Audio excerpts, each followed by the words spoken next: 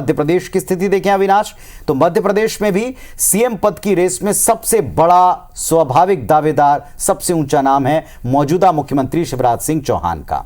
4 बार ये सीएम पद के तौर पर शपथ मध्य प्रदेश में ले चुके हैं। सत्ता विरोधी लहर के बावजूद प्रचंड और ऐतिहासिक जीत ला कर दी है। सरल हैं, सौम्य हैं, सहज हैं और सबके बीच में, बहनों के बीच में बड़े लोकप्रिय भाई, आधी आबादी यानी बहनों और उनकी भांजियां जो वो कहते हैं, उनके बीच लोकप्रिय हैं। ज्योतिरादित्य सिंधिया जैसे तमाम नेताओं की चर्चा के बीच भी इनके कद के बराबर किसी को इनके समर्थक नहीं मानते। बिल्कुल। इसके अलावा एक और नाम जिसका जिक्र पुनीत जी आपने किया, ज्योतिरादित्य सिंधिया।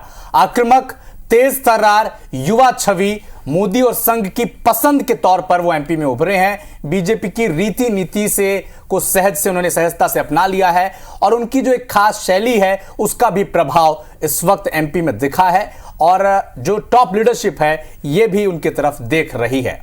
इसके अलावा अब की बार पहले से सवाल है, चूंकि एक नहीं बल्कि कई केंद्रीय मंत्रियों को भी अब की बार, केंद्रीय नेताओं और मंत्रियों को भी उतारा गया और उनमें सबसे बड़ा नाम देश की कृषि मंत्री नरेंद्र सिंह तोमर का, जिनको अब की बार चुनाव प्रबंधन समिति का संयोजक बनाकर सबसे पहले केंद्रीय नेतृत्व ने मध्य प्रदेश में भेजा था। चुनाव के समय केंद्रीय मंत्री होने के बावजूद पार्टी के आदेश पर वे प्रभारी बनकर आए और चुनाव लड़ा, जीते भी। सवर्णों का बड़ा चेहरा है, संयमित हैं, संतुलित हैं, बेदाग छवि और एक बड़ा लंबा तजुर्बा रखते हैं और धीर गंभीर दमदार नेता के तौर पर जाने जाने वाले ये प्रदेश की कमान संभाल सकते हैं, ये इनकी दावेदारी।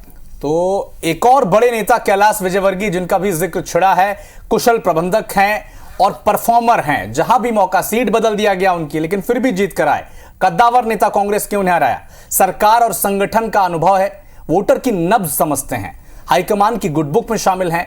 तो ये कुछ वो फैक्टर हैं जो कैलाश विजयवर्गीय के फेवर में जा सकते हैं। इसके अलावा आपने अभी कुछ देर पहले युवा और ऊर्जावान फेस की बातचीत की थी छत्तीसगढ़ को लेकर, तो इस लिहाज से अगर आप देखें तो दावेदारी प्रहलाद सिंह पटेल की भी दिखाई पड़ती है।